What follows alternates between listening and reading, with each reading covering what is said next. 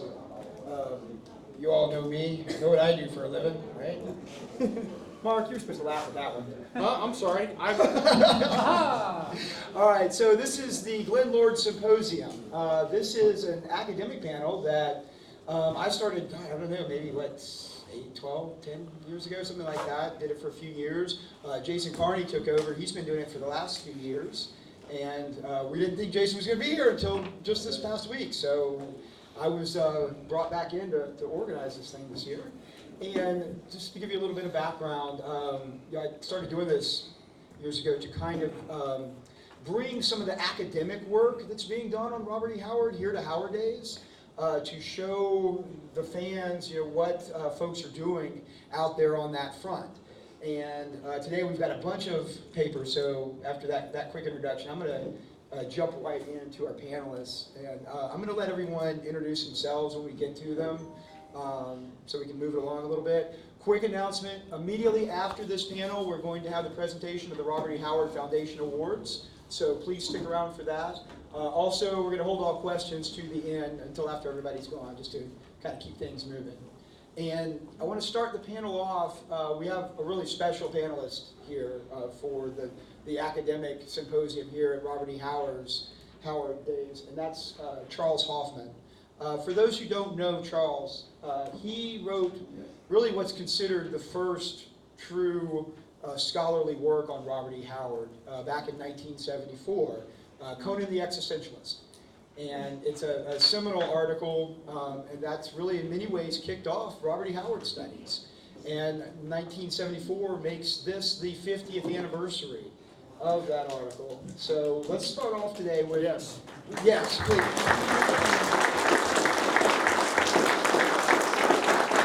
So let's start off today with Chuck. And Chuck, you want to introduce yourself a little bit and talk about what you've done? Hi. Yeah, my name is Chuck Hoffman. I started off reading Howard with the old, Lancer editions. I don't know how many people are old enough to remember those. Right? And that's what got me into it. And somebody once asked me, so what was it like the Frazetta covers? And the answer to that was yes and no. It was like the whole packaging of those books. There was just something sort of magical about it. They had those purple page edges and the little Chesapeake logo, and I mean the Ace editions had the same Frazetta covers, but they didn't have the same magic. But anyway, that's what got me into it. And when I was in college, I was an English major, and we didn't declare minors, but I took a philosophy course every semester.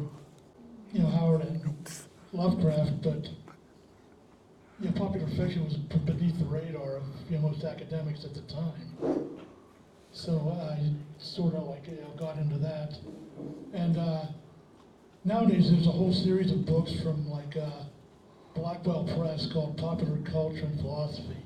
I don't know if you've seen any of those. Anyone seen any of those? Yeah, they have The Simpsons in philosophy, they have James Bond in philosophy, The Matrix in philosophy. Well, I sort of mention that because I'm reasonably sure I invented the genre. Yeah. But no, in a lot of ways, I have it pretty easy because my colleagues here, they've done the really hard, heavy lifting, biographical research, bibliographical research, while I just sort of sit around and make my Camille Paglia-like observations. So actually, it's fun for me, and I think we're all doing something important here by examining the artistry of a working class writer of popular fiction. We sort of help raise awareness of the contributions such individuals make to a vital culture. Because when I was a kid in school, they sort of divided fiction into genuine literature and popular trash. And it's really ridiculous. It's sort of like the Victorians who thought there were only two types of women, when actually it's a really broad spectrum, and an author or an artist can be anywhere along there. So anyway, that's where I'm coming from. Oh, thanks. Well, we're doing this. Do you want to talk a little bit? Why don't you talk a little bit about Conan the Existentialist and tell us about it? Okay, well, I got started. I wrote it for the Conan fanzine Amra, the original version has never been reprinted. The next version of it was just called Conan the Existential. Like what happened was somebody from Harvard got a hold of that issue of AMRA. You know, like, and they asked me, Harvard was putting out this publication called Crimmers, the Harvard Journal of Popular Culture. They said, we do an expanded version of it for us. We'd like you to talk about Edgar Rice Burroughs a little bit, and you know, this and that. And I said, okay, sure, because I thought it'd be neat to be in a Harvard publication. And then, you know, I heard back from, oh, by the way, we're not going to put it in Crimmer. We're starting this own magazine, like called Ariel, and we'd like to use it there. And they're like, okay, fine, you know, because I thought, you know, well, that'll never see the light of day. And then I just happened to be, this was in 1976 by this time, and I just happened to be in one of the very first comic book stores in the United States, and they had a copy of it. And the first issue, in addition to my piece, it has this, like, you know, really great interview with, like, Frank Frazetta, where he talks about, like, painting the early Conan paintings, and he describes how he felt this, like, electric current flowing down his arm through the paintbrush and onto the canvas. And he talks about his painting for the Bran McMorn cover, and he says the feeling was so terrible that even the technique had to suffer. And I've seen the actual painting, and the rocks, the pigs are standing on there sort of like, he just sort of piled it on there with like a palette knife, and part of the sky is just dry brushed over bare canvas. So he just like was evoking a primitive image in sort of a primitive way. But yeah, I just noticed that both Howard and Lovecraft can be considered like early existentialist writers in certain respects, in the sense that like no triumph is permanent, and meaning is not to be found out in the vast universe. Existentialism, it's sort of considered like an atheistic philosophy, but some people, some other philosophers have reconciled it with faith, you know, in the sense that like, well, you know, maybe this does rest on our shoulders. Maybe it is, in fact, why we're here. So anyway, that's sort of how I started with that. So we're gonna take some turns here. Ralph, you want to go next and Sure. read your do an introduction of yourself and read your book? Thanks. Cool. Hello, my name is Ralph Norris. I'm a medievalist. I'm one of those academics who used to divide literature into fiction and literature. But how did I become a medievalist? When I was a child, could you guess what I used to enjoy reading? Still enjoy reading? I myself am working on a book where I'm trying to do some critical and scholarly analysis of Howard's Cole stories and the Conan stories, kind of considering them together.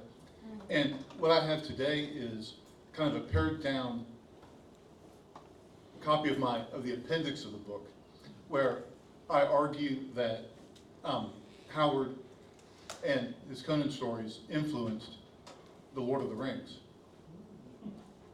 And so, I guess I read it now. Let's see if you can make this case. Yeah. We're rooting for you. Robert E. Howard and J.R.R. Tolkien are often seen as founding the two opposite poles of modern fantasy literature. In addition to establishing between them the fundamentals of sword and sorcery and epic fantasy respectively, they were also near contemporaries. Considering that they were both pioneers of fantasy fiction, it seems inherently plausible that one might have influenced the other. In practical terms, this would have to mean Howard's influence on Tolkien. In February of 1967, the notorious L. Sprague de Camp, at that time the editor of the Conan series, visited Tolkien in Oxford and recounted Tolkien as expressing approval of Howard's Conan stories. Commentators have tended to be dismissive of this claim, however. The Camp's opportunism in using his role as editor to appropriate the Conan stories and his condescending comments that he sometimes made about Howard's talent have permanently damaged his credibility among a great many of Howard's fans. Furthermore, given his propensity for self-promotion, DeCamp could easily be seen as willfully distorting a perhaps merely polite comment by a famous author and scholar who is no longer alive to contradict him. However, DeCamp's account sounds credible as he reported it. Tolkien's comment about the Conan stories seems to have come about naturally enough in the context of a more general literary discussion. This is a quotation from DeCamp. He published it in his Literary Swords and Swordsmen and also printed it again in his autobiography. He says, "We sat in the garage for a couple of hours smoking pipes, drinking beer, and talking about a variety of things. Practically anything in English literature from Beowulf down, Tolkien had read and could talk intelligently about. He indicated that he rather liked Howard's Conan stories." And the phrase "rather liked" is in quotation marks, as if he's under the impression that he's using Tolkien's direct words. DeCamp's very words imply their sincerity. By specifying that Tolkien liked Howard's Conan stories, DeCamp prevents the reader from drawing the conclusion that his own pastiches and posthumous collaborations, as he called them, were to be included in the compliment. This seems to remove self-aggrandizement as a motive, and considering the faint praise and backhanded compliments he was willing to print about Howard, it seems unlikely that he would invent or even exaggerate this exchange merely to present Howard in a better light. DeCamp had sent Tolkien an anthology that he had edited in 1963 called Swords and Sorcery that contained Howard's story Iron Shadows and the Moon under the title of its original publication. Some therefore conclude that there's no evidence that Tolkien had read Howard other than, possibly, this one story. Yet, as DeCamp himself points out, when the discussion came to the Swords and Sorcery anthology, Tolkien admitted that he largely did not like it and criticized several stories severely. There's the further indication that Tolkien would hardly have praised Howard's Conan stories merely to be polite. Tolkien's copy of Swords and Sorcery has surfaced, and Tolkien's annotations have been studied. He makes specific comments that are generally, but not completely, negative about almost half the stories, but makes no comments at all about Shadows in the Moonlight. Considering the frankness of Tolkien's opinion about the stories in the collection, it seems unlikely he would have said anything to DeCamp in praise of Conan unless he had meant it. Tolkien, of course, had no reason to pretend more familiarity with Howard than he actually had. English gentlemen of Tolkien's type were, and indeed are, still quite polite, but etiquette does not require them to provide empty flattery, particularly when the insincere compliments would be to a third person, Howard rather than DeCamp. On the other hand, familiarity could explain the lack of comment on the Conan story in DeCamp's anthology.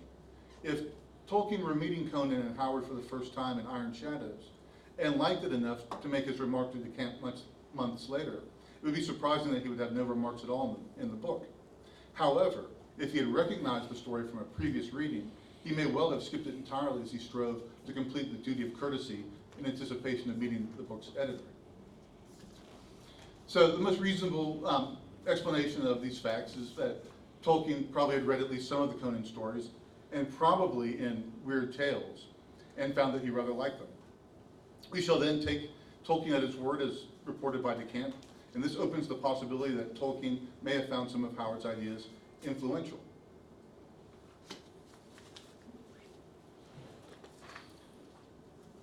I'm cutting some out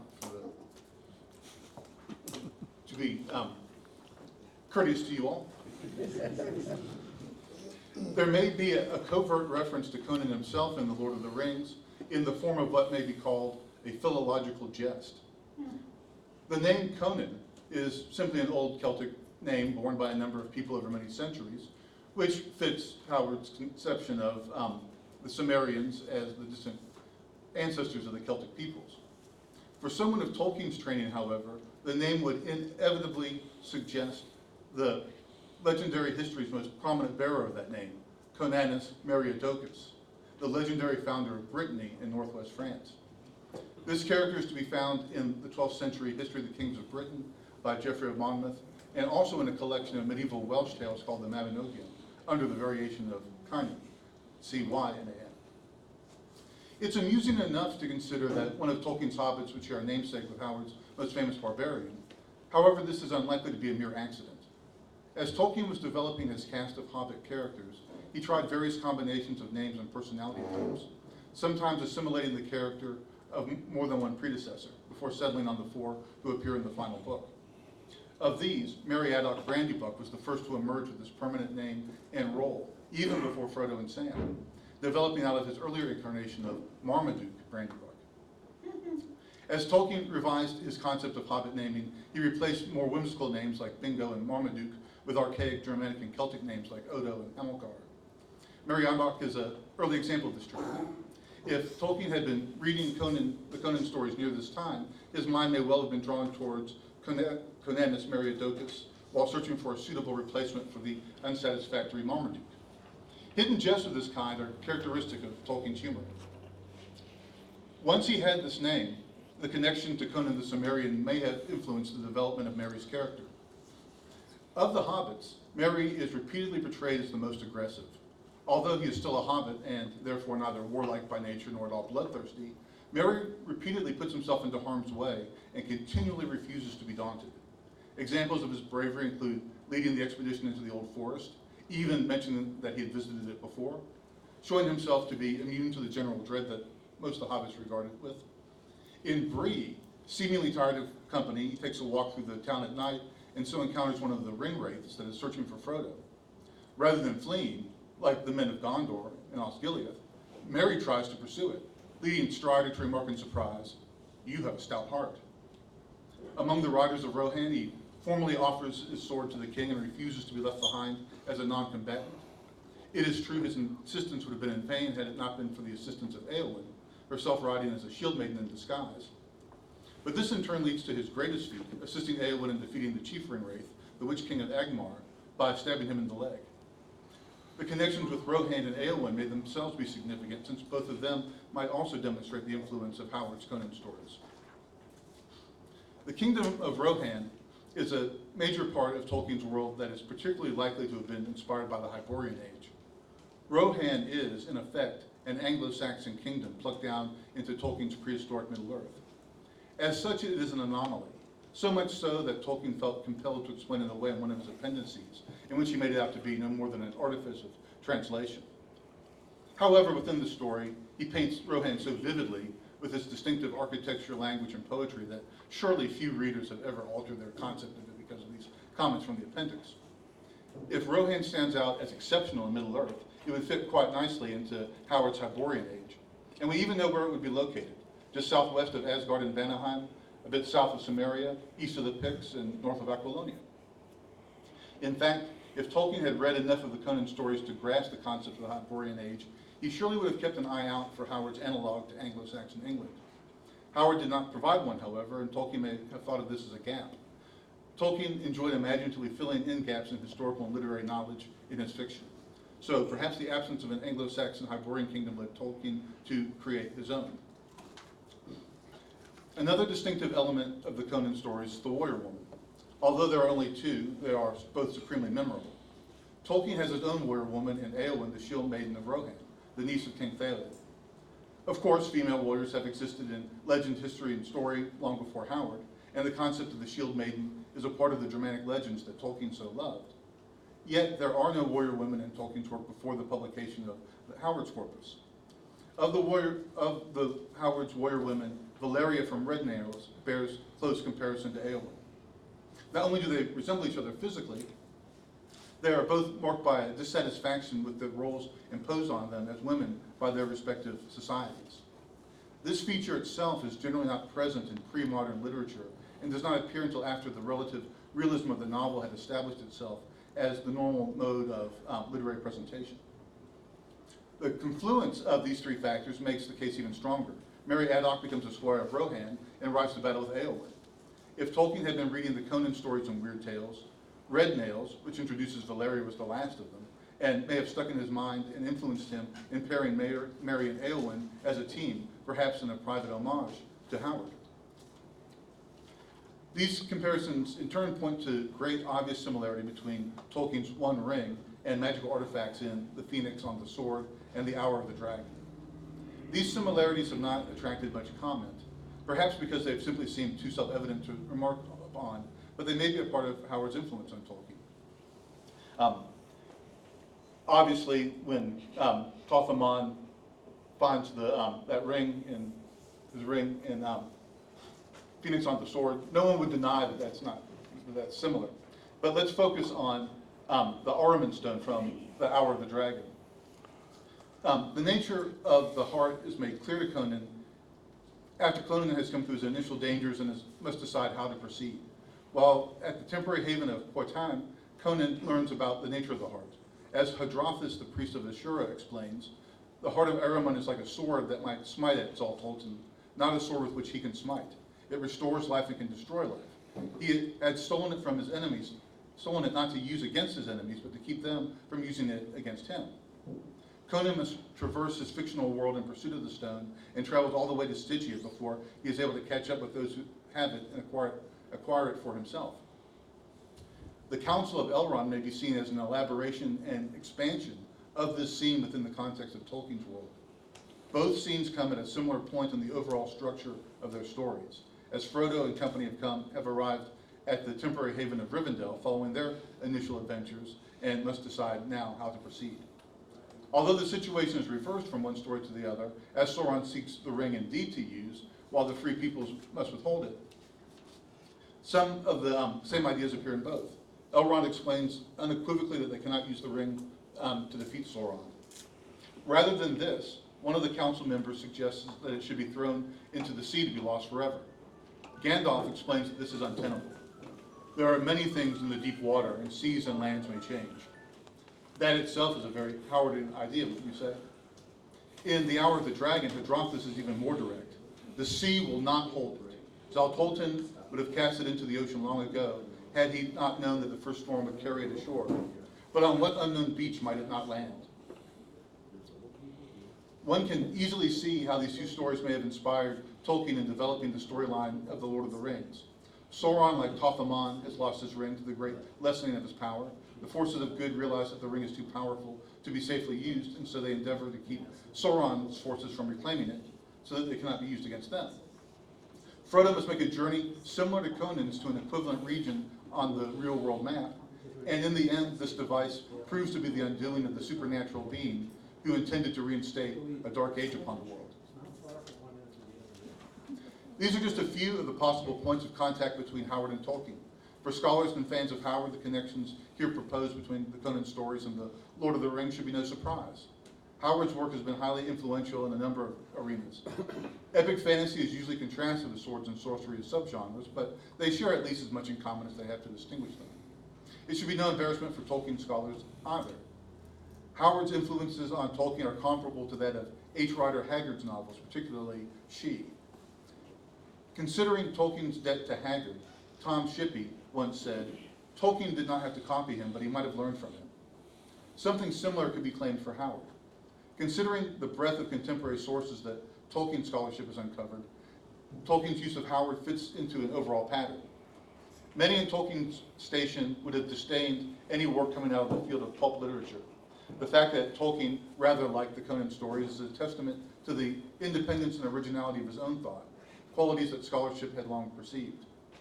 Although many of the popular works that influenced Tolkien have long since ceased to be widely read, time has ratified Tolkien's judgment about Robert E. Howard.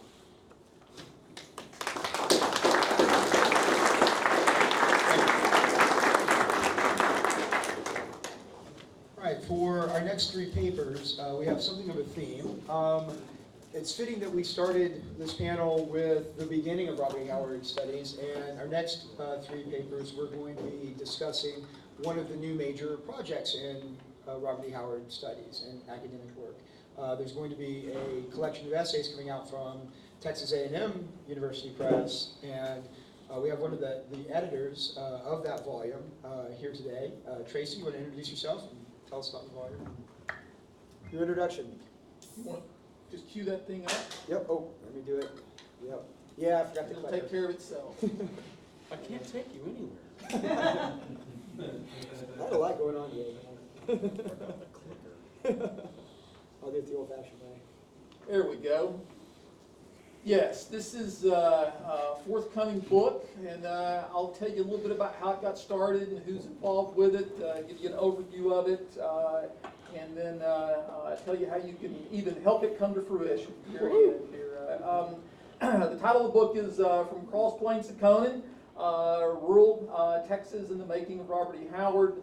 I'm Tracy Henley. The other editor is Ben Garstad, who is a classicist, just one notch below a medievalist, I guess. Oh, is that right? I was thinking of that in a historical timeline. And the series editor, which we'll get to, if you want to click it there, is Hunter Hayes. Use the mic, please. I'm sorry. Can you use the mic? It's already on. Okay. My apologies. Usually I'm plenty loud.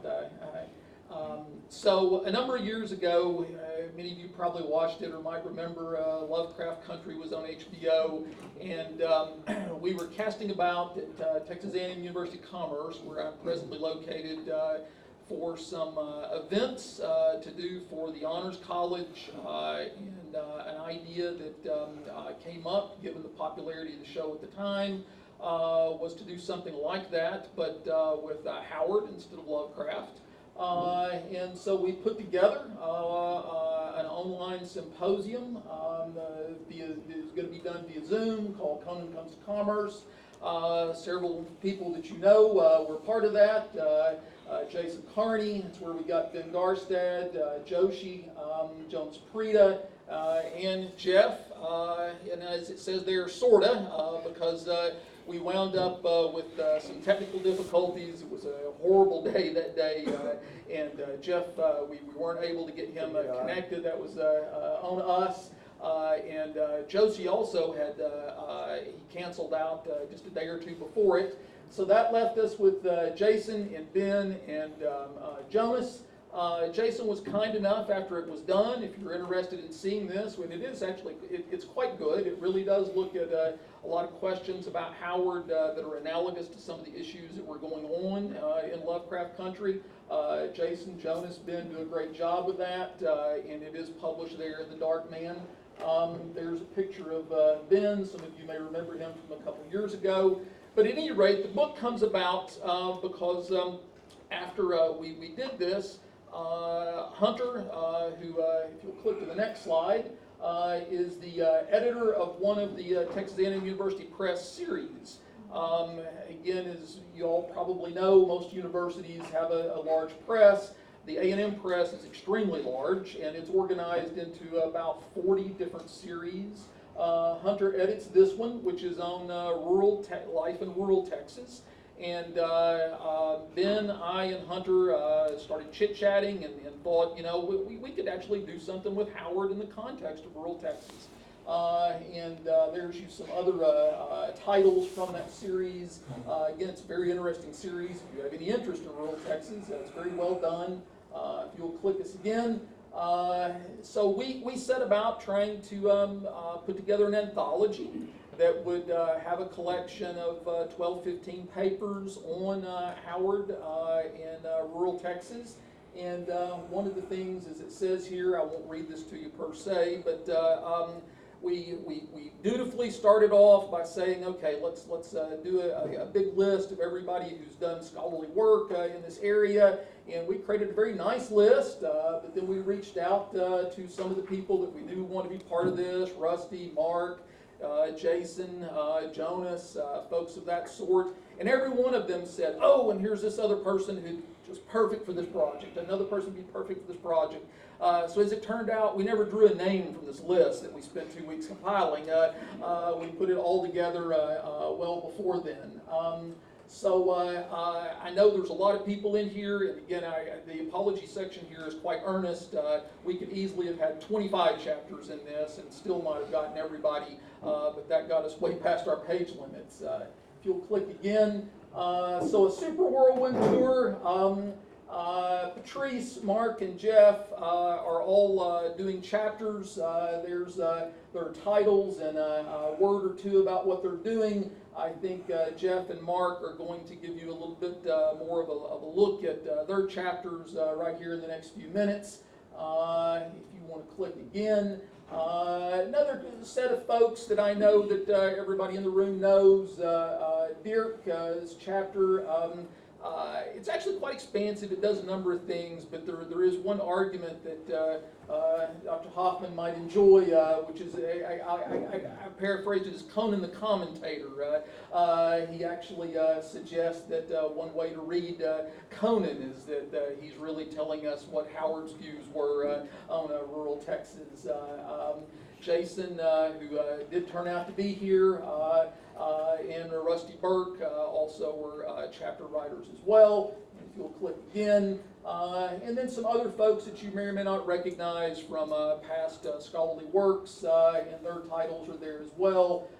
Jones Prida is one of two chapters that actually does some work with contemporary newspapers. Lorenzo Di Tommaso is another classicist who's published a couple of past papers on Howard. Nicole, a couple other of scholars that have been in anthologies, have done dissertations or other academic work. One more time. And that gets us down to the last couple of chapters. Ben's chapter is focused on Solomon Kane. And then I'm actually, I am an academic as well, but I'm weirdly maybe a little closer to Jeff than I am the others. My training is in psychology, but not that kind of psychology. I am a social and a cognitive psychologist, and mostly do that in the context of antiquity. So I've done stuff on prehistory and the history of psychology and archaeology. So I was very interested in kind of looking at this with in the context of social psychology and a sub-area in social psychology known as rural psychology. And in that context, as did most all of the chapter writers, you know, we certainly looked at the letters that he exchanged between him and Lovecraft, because that's a very rich area, and some other sources. But like Jonas, one of the things that I did in collaboration with another social psychologist is we actually did comparisons of the newspapers, the Cross Plains Review, and then the paper that seemed to be the most fair comparison out of Providence at the time. There were 30 to 40 newspapers that spanned Providence during that time. Some of them, though, were very narrow niche. They might have reflected a religious orientation. They might have reflected political orientation. But we were able, working with some excellent research librarians, to find one that seemed to be a pretty fair comparison. Then we generated blind a set of events that occurred in the early 30s that certainly were going to be covered in the newspapers. As a way of saying, let's then work from these events, and then we will take the newspaper from Providence, newspaper from Cross Plains, it's closest to this event, and do a comparison of them. And so, again, there's you a sense of what mine is. There's some delightful things in there. The papers couldn't be more different in many respects. There are a lot of things they do have in common, but you can certainly get a very clear sense of living in a rural society, living in Cross Plains in the 1930s versus living in Providence, which at that time is even bigger than it is today. It was over 200,000 people at that time. It was a very large active seaport at that time. So it's a very interesting, I think, at least from my perspective, an interesting way to make that case for the influence of the rural versus the urban. We did lose one academic. I think we're going to be able to add another local voice here. So I think there'll be one more name past what you saw. Otherwise, if you'll click, it is just about to go to press. It actually was supposed to, well, I say to press, let me back that up a little bit. It was supposed to have gone to the series editor the 1st of May, but again, as happens in books, again, as some of you probably painfully know, stuff happens, but we are getting it to them in the next week or so. We're wrapping this up, and they say that then, depending upon, again, the A&M Press has so many series, depending on how it queues up, somewhere between 6 months and a year before it should be out. So hopefully it'll be out before Howard Days next year. There's some possibility it could even be out at the end of this year. We'll just have to see. We don't have a firm date on that. So, last slide, and I'm quite serious about this, is you might have noticed from the second or third slide when I showed you those images, one of the things that they have done robustly in this series is had an excellent set of photographs and have had a nice budget for including a lot of images in all of these works. We have actually, we told all the authors that they could do what they wanted to there, and we have exactly 0 images provided by any of the authors, or even suggested by any of the authors. So in fact, the editor's like, okay, we need to figure out what you're going to put on the cover, and we really would like a bunch of pictures in here. Maybe we could, put them between one at the start of every chapter or something, since they're not going to be embedded in chapters. So I am quite earnest if you've got any sources or ideas for things that would carry this notion. Again, do be mindful, this is a book on Robert E. Howard, but it is in a series on rural Texas. So the rural Texas component is a very central and leading component of this scholarship. But please catch me in the next day or so and let me know if you've got any ideas on some images we could use. Thank you, great. We could do I've got a couple of whole covers we could do. Sure. I'm sorry. I got one or two questions. Good. All right, that's excellent. So Mark, why don't you jump in next and introduce yourself, because I'm not sure if anyone here knows who you are, and tell us about your chapter. Cool, cue me up. Hey folks, I'm Mark Finn. I wrote the book Blood and Thunder, The Life and Art of Robert E. Howard. Has everybody here read that? Show of hands if you haven't. They are for sale at the gift shop. I mentioned this in passing. I'm going to use the podium here. No, you're good. You're good. Janice told me to use the podium. I just do what I'm told. So, this is something that's near and dear to me, and actually it's a topic that I have been speaking on for 20 years or more now. And I'm really excited about this chapter because it feels like it's kind of the terminus of a few questions that I started asking back in 2004 when Chris Robertson said, "Hey, would you like to write a book about Robert E. Howard for the Centennial?" So, excuse me. The title is called Gorillas and Grizzlies: The Tall Lion Texas Humor Writing of Robert E. Howard. Go ahead and slide me. So, you guys know, this is not for anybody here, Robert E. Howard's obviously most popular contribution was Conan. But it's important to keep in mind when we're talking about Robert E. Howard's total body of work that those stories, okay, 23 odd Conan stories, whether you're going to count fragments or not, encompass and make up about less than 10% of Howard's total fictional output. Next slide. If you, conversely, the dark blue there is Howard's humor stories. He wrote, it's about a third of his total fictional output when you add them all together. And that doesn't include the anecdotes that he wrote to his friends in letters, the funny poems and little plays and all the jokes and all that stuff that never really saw print, but we now have in some form of correspondence.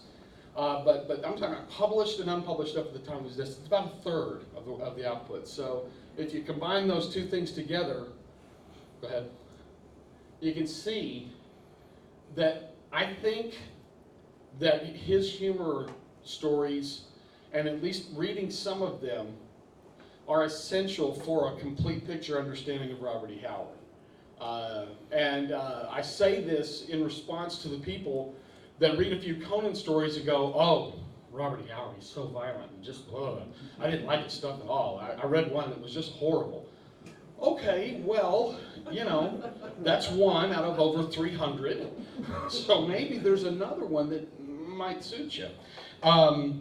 Howard's humor writing, I think, is essential because it, the westerns and the boxing stories represent something in a very interesting confluence of styles at a very important time in the development of Texas literature. What we have here is the emerging voice of Texas humorists in the early part of the 20th century. Howard's humor writing is kind of a blend of the earlier style of Southwestern humor and this new oral storytelling form that was all the rage in the folklore society called tall lion, which is, for all of you non-native Texans, the fine art and science of bullshit. If you've ever been in a general store and heard a story from one of the guys sitting over at the coffee table, you know, we grew up with it in Texas, and for Howard, he was able to take that influence with the story structure of Southwestern humor and combine them to create one of the earliest, if not the earliest, voices and examples of Texas humor. So this is where we start talking.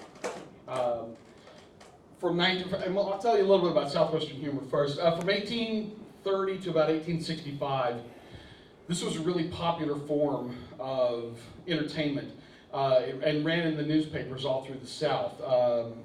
There was a combination of literary sketches, tall tales, almanac pieces, witty parables, even mock sermons that they would publish in the form of a pseudonym and a seemingly serious essay that ended up being not serious at all. And of course, the people that were in the skits, very outrageous, comically exaggerated. We have a lot of examples of this, and a huge body of work. Obviously, you guys have read Mark Twain. You probably have heard of or read Bret Harte, O. Henry. These are the guys that came about after the Civil War, and they sort of take Southwestern humor in a new direction. They start being able to use the humor to offer veiled commentary on, things like Reconstruction, carpetbaggers, Jim Crow laws, and then and society and religion and all of that stuff. They start, I won't say weaponizing it, but they start treating it as a form of satire, social satire. And so this was very popular, and even though we kind of think of 1865 sort of ended, it really continues up into the early 20th century with everybody sort of building on what these guys did. Now, of course, Howard, huge. He read Harte and Twain, and a lot of his early juvenilia sort of follows that model. There's several books or several stories that he wrote when he was in high school, and some of his sketches in the school paper and the college paper have that sort of, they're kind of half O. Henry and half Twain with a little bit of Bret Harte kind of sprinkled on top for icing. They're fun, but they don't quite have the bite. Now there's a guy in 1930 named Franklin Miney who published a book called Tall Tales of the Southwest. This is part of the overall folklore movement that was happening at the beginning of this of the 20th century. But his book is one of the earliest scholarly-ish works, wherein he reprints a lot of these famous stories. And keep in mind, this was gathering, right? These were stories that were told and retold, printed and reprinted. We don't really have a source for who did them, but we know that they were told and retold and scattered and published far and wide. So he was looking for the best examples. Now, in the introduction, he goes into his methodology and talks about how you can break these stories into different categories. And this was a very important thing that they did in folklore, where they would group these things up into like and like. And so these are the 10 categories that he says Southwestern humor falls into, okay? Local customs, courtships and weddings, political life, hunting stories, oddities of character, travel, medicine stories, gambling, religious experience, and fights. I don't know if any of you have read any of Robert E. Howard's boxing stories or his funny westerns, but you can see, even if you've read one, I'll bet it fits into at least one of those categories, and maybe 3 or 4. In fact, there's only one that does not fit, that is varieties and religious experience. That's not to say that those things don't show up in other stories that are serious, but basically 9 out of 10 of these categories will gladly hold a Robert E. Howard humor story, or 2, or 3, or 4, or 10, or 20. Certainly fights, if not, in fact, we almost have to take fights out because that's in all of them. So that becomes the baseline rather than the outlier. But the thing about this is that you can look at this in terms of structure. This is the structure that Howard was going to start using to tell his funny stories. His writing stands out as one of the earliest examples of humor in Texas, using folkloric building blocks reconfigured into narrative forms. Howard's writing style is usually described as lean and muscular, with brisk pacing and a knack for describing action, and his poetical economy of words served him well, allowing him to write convincingly about boxing. But Howard's humor writing makes use of a few other techniques that don't appear in this serious fiction. And I'm going to give you a couple of great vocabulary words. The first one is grawlix. This is cussing in comics. If you've ever, yeah, you know what I'm talking about. Where the asterisk and the exclamation point and the number sign and all that. That's called grawlix. Isn't that a great word? What a cool word to know. You didn't think you'd learn anything at Howard Days this year. Oh, there'll be a test. This is on the quiz. So I love this, and I wanted to give you one. And he kind of goes one more than this, because Howard liked the comic strips. And so I love the fact that he didn't so much do growlix as he transcribed it. That's even funnier to me, you know. The idea of this guy yelling blank exclamation point and asterisk. I mean, I just love that. That's just funny. But that's one of the things I love that he used to refer to it in a couple of stories as scandalous profanity. Nothing more scandalous than $, upside down question mark. Please do the other one. Cateresis is the other phrase which I found that I really like. This is similar to malapropism, wherein he uses a word that really sounds similar but isn't, and that disconnect is what creates the funny. In this particular instance, Harper taking advantage of my abstraction, not distraction, to slam me beside the ear with all he had. Maddened by this perfidy, I love perfidy. Perfidy. What sailor's going to use perfidy? There's a wonderful play of language that Howard uses in these. And what I think that's interesting about it is this seems kind of similar to, I don't think there's anybody else doing this at this time. And so I'm doing a lot of couching like it seems and it appears and it seems like we might, because I can't find any other examples of this in Texas history, in Texas humor. These stories fit very neatly within the traditions of tall line, as described by Moni Boatwright. I don't know. You know, if you use slideshow in the space bar, I can't take it anywhere, folks. It's like handing a hello monkey a machine gun and saying, "Don't fire, whatever you do." All right. One more. There we go. Oh, there's Moni Boatwright, one of the most famous folklorists in the 20th century, especially as far as Texas is concerned. He and J. Frank Dobie are kind of the Batman and Superman of the Texas Folklore Society. They're responsible for so much groundbreaking work. And I first found him when I was working on Blood and Thunder, because I was trying to find some examples of Howard doing Texas-style tenets when he wrote his the boxing and things like that. And so what I found was The Art of Tall Line, which was first published in 1949 by Southwestern Press. Go ahead. And so Boatwright used several precepts that he wrote in The Art of Tall Line. These were put in Blood and Thunder, so I won't go into detail about them. A good reason to buy the book and read it. But I think it's important here because you have to have some of this to understand sort of the point. This principle is found in nearly every one of Howard's humorous stories. Costikins and Elkins live in a world of violent hyperbole, and we're expected to accept at face value such expressions as, "When he socked me, I looked right down my own spine for a second," as part of reality. The second one, this is sort of having to do with the punishment that Elkins dishes out. His the amount of violence perpetrated on him would kill a man, but his nonchalance to it is sort of like, you know, I noticed something kind of stinging me, and that must have been when I got hit with the shotgun, you know.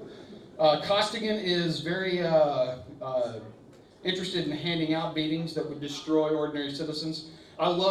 This is an early one. Instead of being pacified, he gave me a bloodthirsty yell and socked me on the jaw.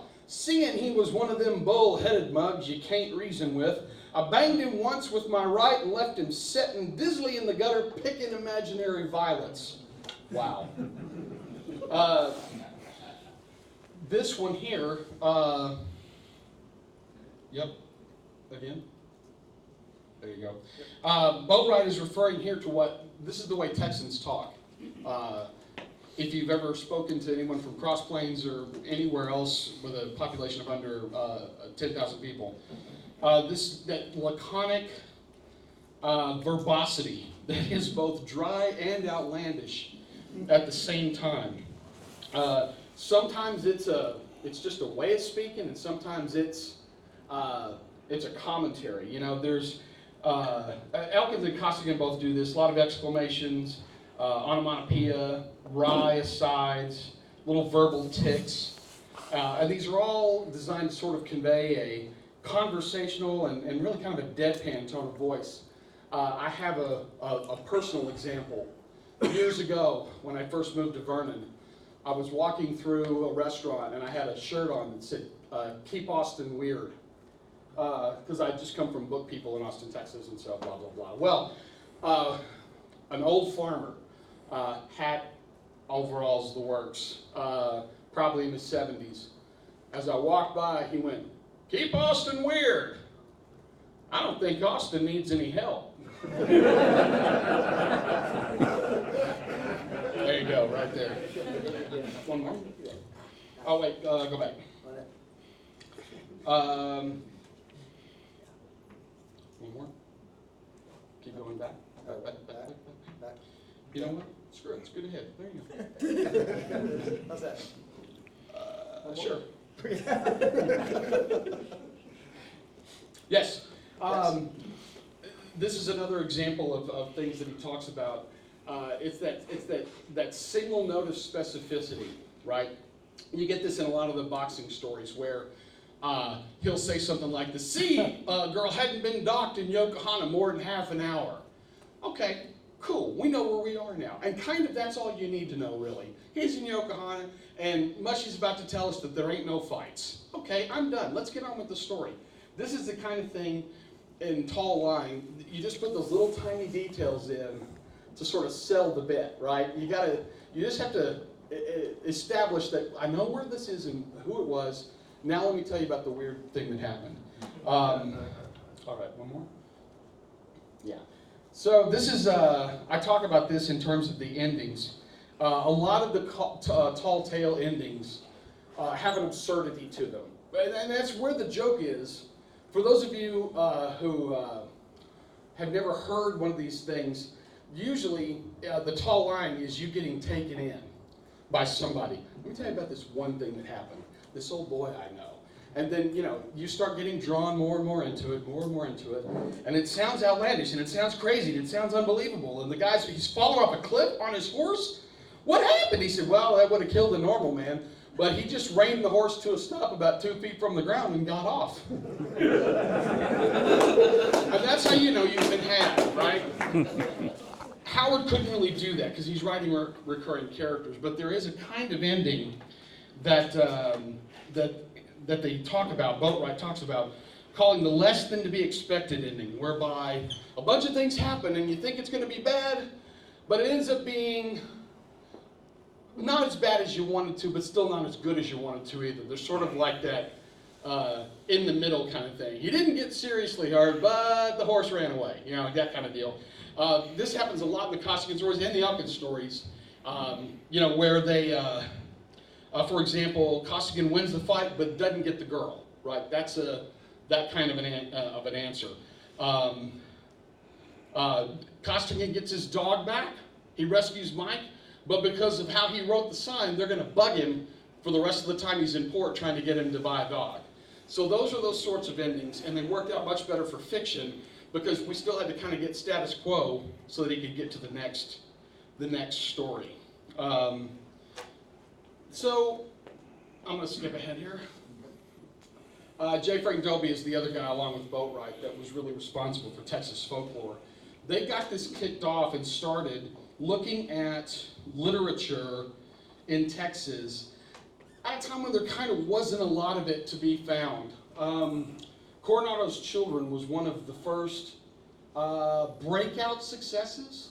It was published by the Texas Folklore Society in the 1920s, but was a national hit and was distributed and was kind of a big deal and really put Dobie and Texas folklore on the map and did a lot for the society. There were a few pioneering literary efforts prior to 1931, but they were exceptional. Dorothy Scarborough's The Wind was very controversial when it was published anonymously in 1925. It's about a woman who lives out in West Texas near Sweetwater and goes crazy from the wind, incessantly blowing through the window and the door. She just goes nuts. The Sweetwater Chamber of Commerce did not think this was an appropriate best foot forward for the city. And so, but it was very popular. It was even made into a silent film starring Lillian Gish, if you haven't seen it. There's also a remake, a small independent remake from 2018 that is a little bit more watchable, but still takes a few liberties. The other one was Catherine Ann Porter, whose early short story collections were set in, they were thinly veiled reminiscences of her life in Texas. They were not flattering. Both of these women went on to great academic and literary success and are to be lauded for the stuff that they got done in the 30s, backwards in high heels like you had to do back then. They were great. They, however, could not wait to leave Texas and kind of didn't have a nice thing to say about it for years afterwards. So, and then even contemporary people, scholars like Don Graham, who was really a big proponent of Texas literature, he kind of mentions that interest in the past took other forms other than the somewhat bloated, overwritten historical novels long forgotten. One of the strongest expressions of this interest occurred in the emerging field of folklore. The Texas Folklore Society, launched in 1909, was instrumental in locating, collecting, and publishing material of intrinsic interest, as well as providing source material for future writers.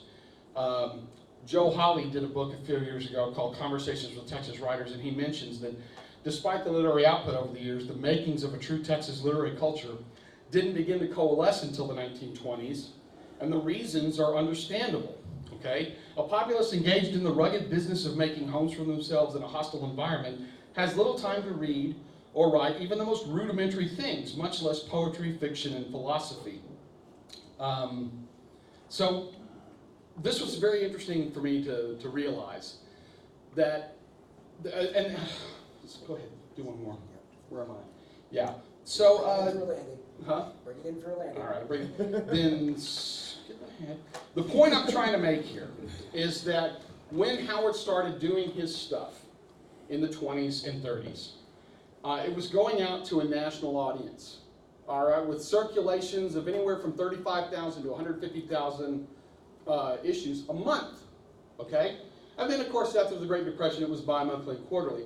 But it was still a lot of pulps, and it was being read on a nationwide level. The fact that the people who were responsible for talking about Texas literature and Texas humor had no idea that it was, that they needed to be looking at Robert E. Howard, because this stuff wasn't actually put out in a form that they could have found until the 21st century. There were some small press efforts, there were some fanzine reprints, there were some micro press reprints. The first collection that I found of Robert E. Howard's boxing stories was in the 90s by a company called Necronomicon Press. Getting them all together in one place would take another 25 years to do. And so when you put all of this together, skip over to McMurtry. I want to talk about McMurtry for just 1 second. We're going to get off this in a second. So Larry McMurtry, in 1981, he wrote a polemic for the newspapers called Ever a Bridegroom, Reflections on the Failure of Texas Literature. And he took Texas authors to task for several venal sins, including but not limited to a failure to write about Texas cities. His points in this little polemic read like someone who's never read Robert E. Howard, okay? The tendency to practice symbolic frontiersmanship might also be said to characterize the 20th century Texan, whether he be an intellectual, a cowboy, a businessman, or a politician. Hit it. Texas writers have paid too much attention to nature, not enough to human nature, and they have been too ready to fall back on their bucolic memoir or country idyll, rather than attempting novels, poems, and dramas. And I kind of think that he would have liked Howard's frontiersmanship, since Howard tended to dress barbarism versus civilization metaphor up as Conan the Barbarian. I think that would have been a little bit more interesting than another ranch thing. What's interesting, though, is he ended his fatwa with this point about there's not much Texas folk fiction earlier than 1950 that needs to be looked at. But this is kind of fun. The same Larry McMurtry from 1966 wrote a review of Gent from Bear Creek. That's kind of fun. The title of the review was called Texas's Best Pulp Writer. What? And he opened it up with this observation. The republication last month of Robert Irwin Howard's long out of print first book is not apt to agitate many citizens of the world of letters, but it does provide an opportunity to discuss one of the few Texas writers who is still being read today outside of Texas. Clearly, younger and hungrier 1966 Larry McMurtry hadn't yet started to put on airs. He called for a Howard revival along the lines of the recent rash of Burroughs paperback reprints at the time, and name-checked Howard's canon, noting the Oriental tale, after all, has been a going concern since the 18th century at least, and in that genre, Howard has few peers. As a writer of historical fantasy he seems to me much superior to Burroughs and Burroughs' imitators. Howard sprinkled a number of memorable superheroes through the pulps: Conan the Cimmerian, King Call, Brule the Spear Slayer, Solomon Kane, Sailor Steve Costigan, Bran McMorn, and Breckenridge Elkins. It is a shame that McMurtry did not remember this when he wrote Ever a Bridesmaid. And I'm not rebuking him, okay? I'm playing fun. It's not a rebuke of McMurtry or Don Graham or anybody else. Because critics can't champion what they haven't read or been given access to. It's really a question of happenstance. Now that Howard's humor has been completely unearthed and shown to be firmly in the Texas humor tradition, the record must be amended to include Howard in the roster of Texas literary figures of note. He was a seminal writer, the first person who brought together the oral tradition of tall lying and the literary genres of adventure and Western fiction, and he was the first writer to bring Texas humor to a national and international audience. With the full measure of his work having been made, it's obvious that Howard deserves to be listed as both a Southwestern writer of substance, and we can certainly argue whether or not the creator of a weird Western and sword and sorcery genre can be called substantial, and as a purveyor of Texas humor in its earliest form. And to this particular point, I will let Howard have the last word. I think he said it best. I was the first to light a torch of literature in this part of the country, however small, frail, and easily extinguished that flame may be. I am, in my way, a pioneer. To the best of my knowledge, I am the first writer to be produced by a section of country comprising a territory equal to that of the state of Connecticut. In the last few years, large numbers of youngsters have taken to writing. Some of them show real merit, some have already far surpassed me, but I was the first writer of the post-oak country. My work's lack of merit cannot erase that fact. Thank you.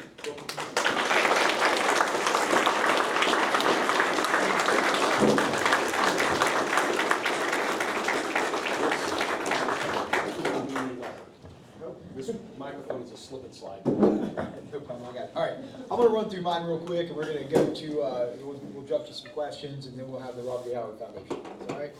Okay, so my chapter is Texas Weird, Genre Hybridization and the Emergence of Robert E. Howard as a Western Writer. Most of us obviously know Robert E. Howard is kind of famous as the father of sword and sorcery. Some of you may also know that he's given credit as sort of being the inventor of another hybrid genre, the weird Western. And I'm going to gloss over, spend a lot of time sort of talking about why he does that, but just very quickly, there is both to some degree, it's a commercial, sort of purpose behind that. It allowed him to do what he liked to call splashing the pulps. Right? If you're mixing genres together, that gives you the ability to try and sell those stories to many different genre pulps, right? So take, for example, Red Shadows, the first Solomon Kane story. This was Howard trying to write historical swashbuckling adventure, which he was hoping to sell to Argosy, right? A sort of higher end pulp. And he kind of knew he didn't have much of a shot at getting an Argosy, and he didn't. It was rejected. But because he had put supernatural elements into this story, he was always able to go back to Weird Tales and sell it there, right? So Howard did this quite a bit, and he also did this when he first started trying to write Western fiction.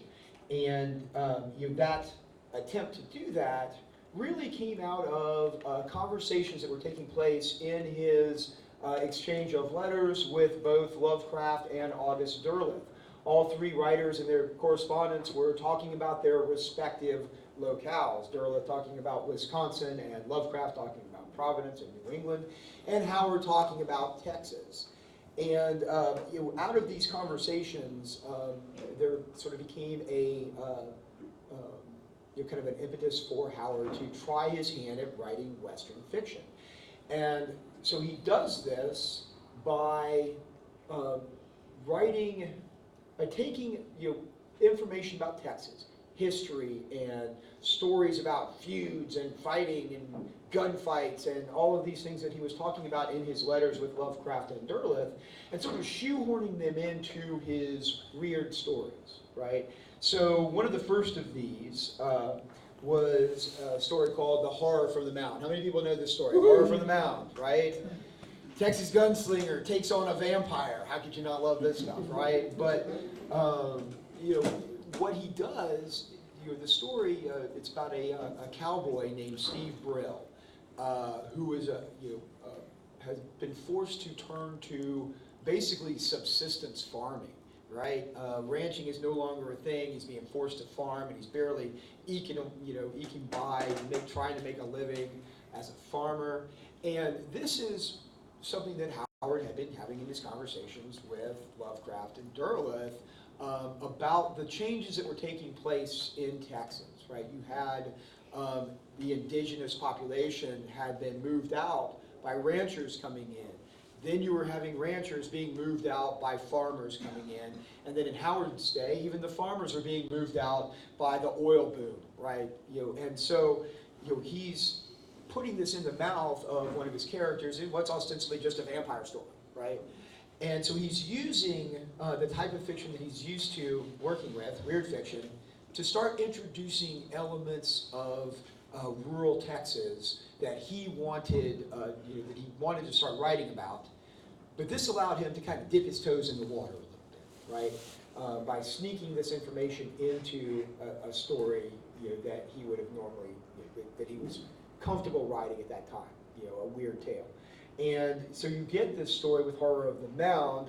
Those of you that have not read it, this character Brill, he's struggling as a farmer, and he hears a story that there may be lost Spanish gold buried in a nearby Indian mound, a Native American mound. And so he goes and he excavates it, but it turns out that what's actually in there is a vampire from Spain that had been a part of a Spanish Entrada expedition in the 16th century, several hundred years earlier.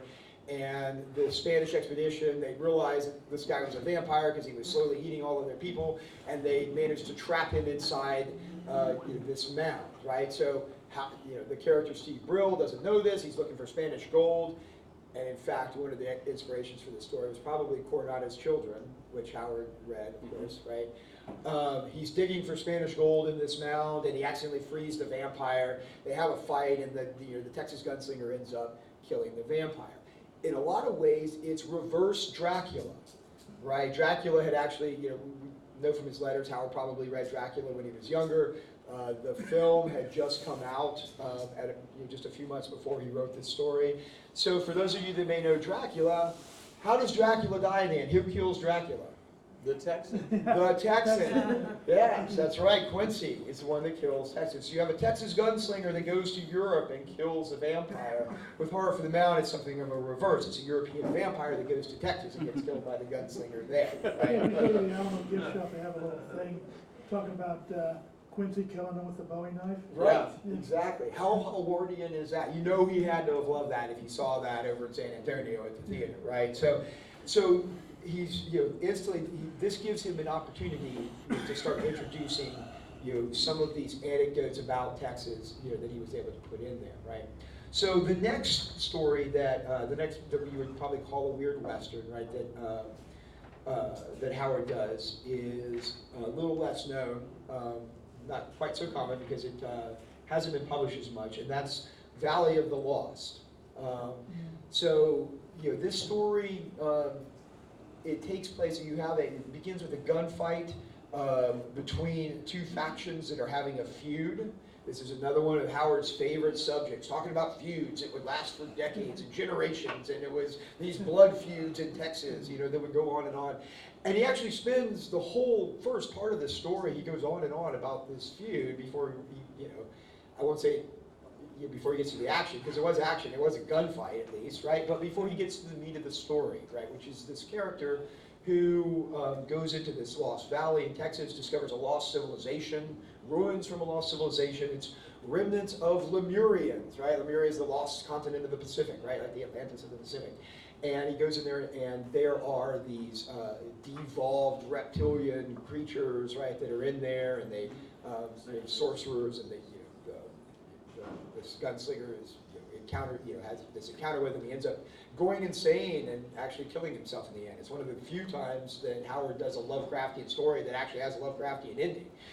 But this is a theme we've seen before. If you've read Worms of the Earth, right? Children of the Night, People of the Dark, right? This idea of this subterranean, devolved race of reptilian creatures, right? So he'd already been writing these stories. Again, it was a theme that he was comfortable with. So he took this same theme and, hey, let's write a Western about it, right?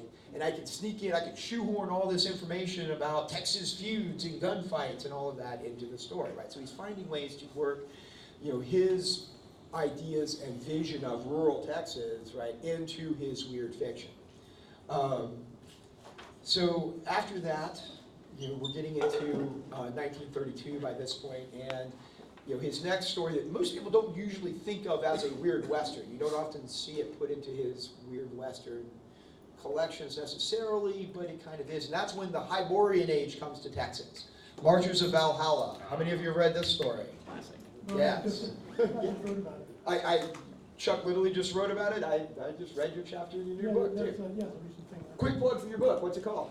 Oh, it's called Beyond the Black Stranger and Others. Order it. It's got a great chapter on Marchers of There Valhalla. should be some in the gift shop. I had 8 of those. I had 8 of them delivered here. I asked the woman about it. She couldn't find them, but if They're there if somewhere. Amazon delivered them, they should be Cool. in the gift shop. So in Marchers of Valhalla, Howard by this point had just started writing his Conan series, right? And after a couple of the early Conan stories, he kind of switches and he writes this story that takes place sort of in the Hyborian Age, right? At least that's the context for it. But it's about one of the migrations of Aesir warriors, right? And they migrate all the way, across the continent and into North America, right? Across the land bridge into North America. And when they get there, they eventually make it to Texas, where there is a lost city of, again, Lemuria, people that had escaped from Lemuria, Kimu, right? So he's doing one of these themes that he's used to, this lost city theme that he loves to do. And here it's it's on the Cap Rock, right, which is this geological formation here in Texas. And there's lots of fights and things ensue, and then there is a geological cataclysm, right? Which, just like we've seen with the Hyborian Age, right? And what was a plateau sinks into the ocean and becomes the Gulf of Mexico, and the waves rush in and destroy the city and all of this. But this is something he had just been talking about, the Cap Rock and this geological formation, again, in his letters with Lovecraft. So now he's talking about Texas geography and geology, right? And he's finding a way to shoehorn it again, into a Hyborian Age story, right? Because this is what he's working on at that time. So, this is Howard, basically the way he gets into writing Western fiction is, I use the analogy dipping his toe in, and that's kind of what he's doing. And he tended to do this with hybrid genres in general. When he would jump to a different genre, he would mix things a little bit, with other themes and tropes that he was already comfortable with. So Howard's earliest weird westerns were, it was not just him, splashing the genre for commercial reasons, like it often is when he does these sort of hybrid stories, although certainly that was part of it, because he always knew he could sell these to weird tales, Right. or strange tales in the case of Valley of the Lost. It was also a way for him to finally start trying his hand as a Western writer, something he had Lovecraft encouraging him to do. There's one of the letters from Lovecraft, I got it quoted in here, but it'd take me too long to find it. Surely you must write, stories of your local whatever, of Texas, right? Trying to encourage him to do so, and he did start dabbling with this.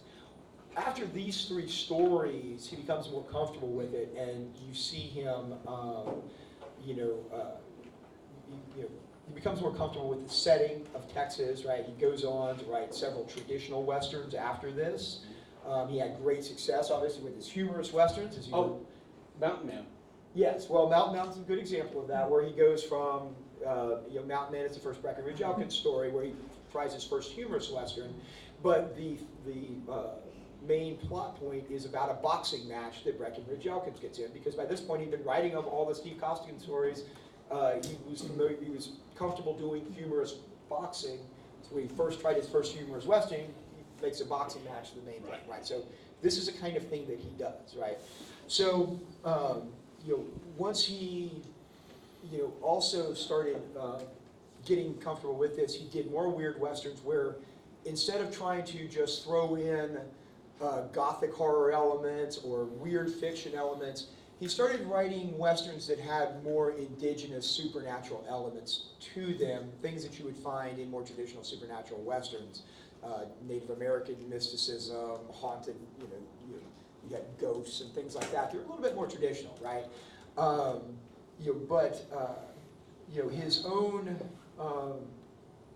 His own approach to westerns began to expand as he started writing more traditional westerns at this point. to the point where he finally, at the end of his life, sadly, started having some of his best success writing westerns. Right at the end of his life, he'd finally broken into Argosy. You know, he had only been in, he got in Argosy one time in the late 20s, but other than that, he was never able to break into those high-end pulps like Argosy Adventure, where he'd always, he really was trying to get into. Finally, at the end of his life, he got into Argosy with 6 stories. But it wasn't a Conan story, it wasn't a horror story, it wasn't a weird fiction story, they were westerns. It was westerns that finally, right there, sadly, as he took his own life, he had just broken through to that next level, to that higher level of fiction magazines. And it was with westerns that he did it, Interestingly, though, it was 3 straight westerns, a couple of humorous ones, and I forget, but it wasn't, and it was one weird western, right? The Man on the Ground, right? It was, it's even that one's kind of more of an Ambrose Bierce kind of story, right? What is interesting, though, is even as he was doing that, finally kind of breaking through and writing, becoming more of a Texas writer, at least with what he was selling there at the end. The last story he was working on was kind of a throwback to those earlier weird westerns. It didn't have a title, although it was published posthumously as Neck Simmercat, and it had all of those same themes, conquistadors, a lost city in the Southwest, and some of those lost civilization kind of ideas, right? So his very last story, when he took his life, was one of these weird westerns. So it's again one of these hybrid genres. One of the things he does somewhat get credit for, the weird western, but probably not as much as he should, right? I mean, because I think that this is where Mine fixes that. yeah, Mark's on it. I got it. But that's sort of what I explore in my chapter, right? How he uses the weird western, what we would today call weird western at the time. He didn't realize he was starting a new genre, right, or subgenre. How he uses that to become a Texas writer.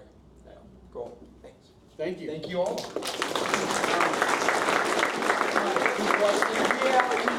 do need to do the awards. Let's get, if we got like 1 or 2 questions, give us 1 or 2 questions. If you have one. Yeah. And then we're gonna have the foundation. Yeah, and then we'll have the foundation awards, so don't go anywhere. Questions? Yes.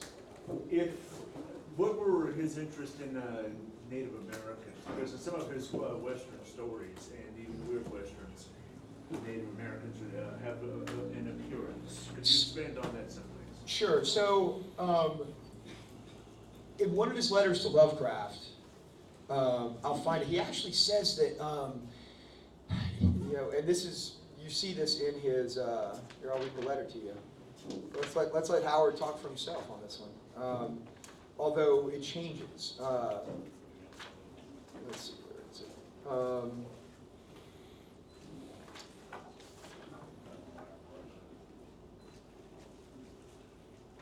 Yeah, okay, apologize for the somewhat racist language here, okay?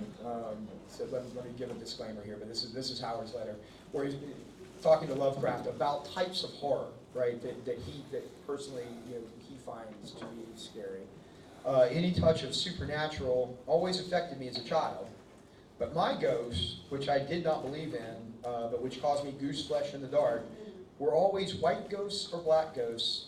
I never even considered a red ghost. I never thought of being haunted by Indians, even though I knew at times I might be walking over ground which held hidden the moldering bones of great chiefs and mighty warriors. He says that, he wrote that letter,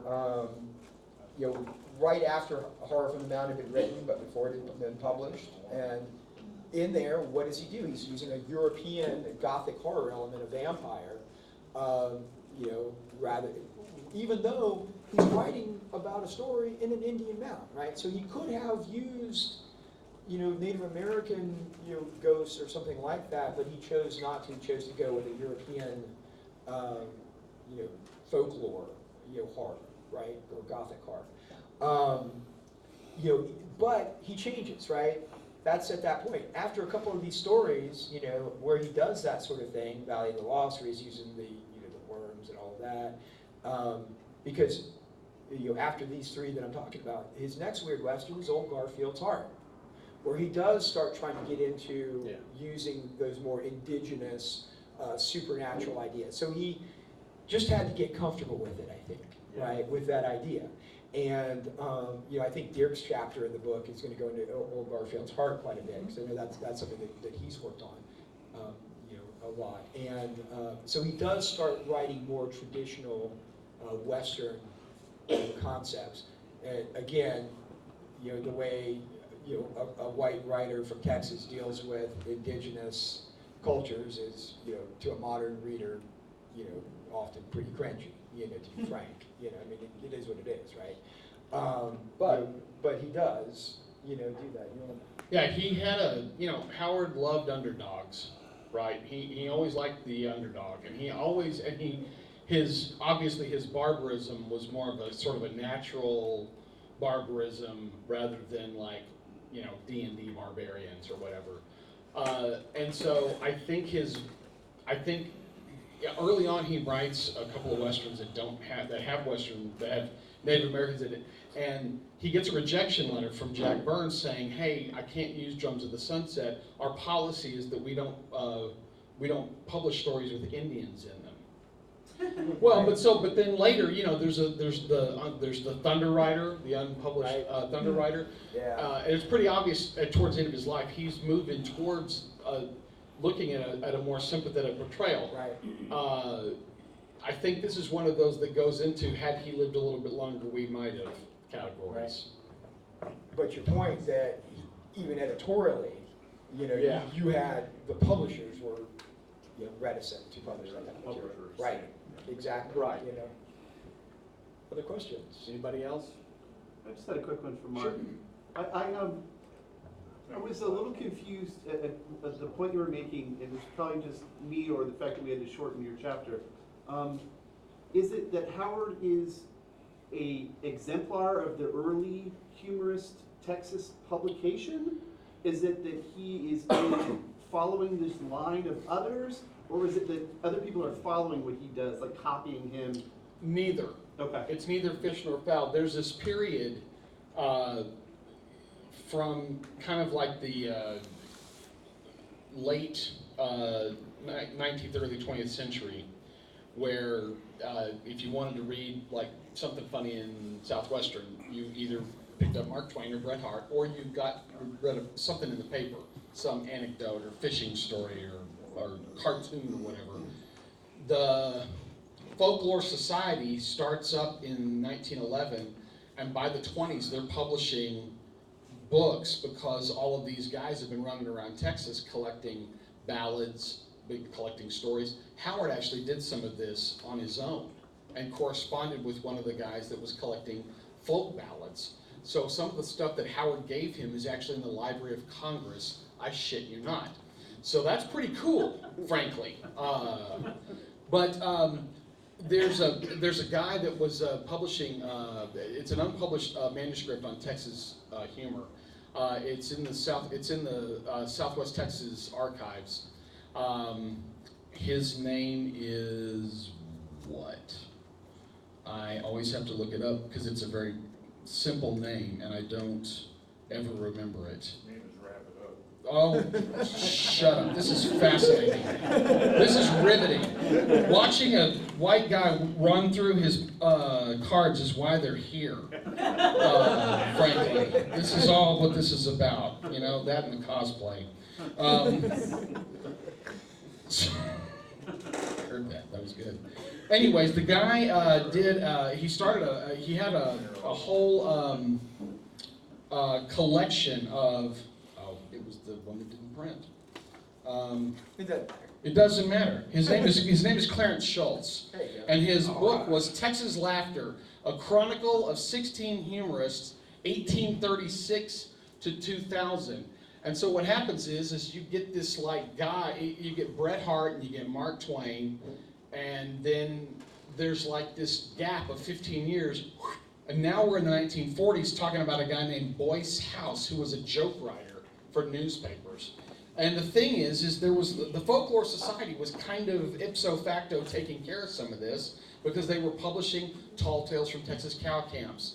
And Modi Boatwright was running some of his stories in Adventure Magazine, the same magazine that Howard was trying to get into for years and years. So there was definitely some interest in all of this, but I think the earliest Texas humor doesn't show up really until the 1940s when you start getting Ace Reed and Cowpokes. And so I think just because we haven't known about Robert E. Howard until right now doesn't mean that it didn't happen, right? That's just the problem. So you got a body of work that is clearly Texan in origin, Southwestern in construction, and Robert E. Howardian in execution. And so that's why I think he needs to be put back in there where he rightfully goes. So there you go. I hope that answered your question. Well, let's thank all of our panelists here. Everybody in the Let's stick around now for the Robert E. Howard Foundation Awards. Thank you very much, folks. Thanks, everybody. Enjoy Howard Day. We'll see you at the banquet.